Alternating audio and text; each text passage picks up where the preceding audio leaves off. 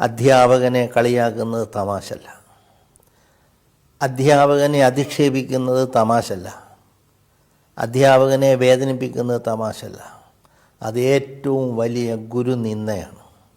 ഗുരുനിന്ദ കാണിക്കുന്നവൻ ഒരിക്കലും ജീവിതത്തിൽ രക്ഷപ്പെടുകയില്ല എന്ന് തന്നെയാണ് എൻ്റെ വിശ്വാസം.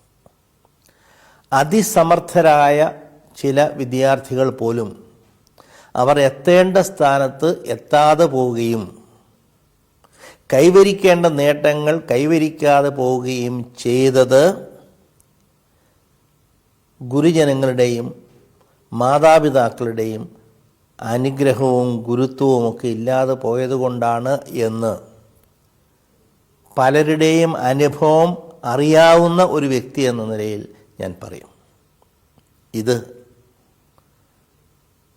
പുതിയ തലമുറയിലെ കുട്ടികൾ മനസ്സിൽ വയ്ക്കേണ്ട, ഓർമ്മ വയ്ക്കേണ്ട ഒരു കാര്യമാണ് എന്ന് ഞാൻ കരുതുന്നു.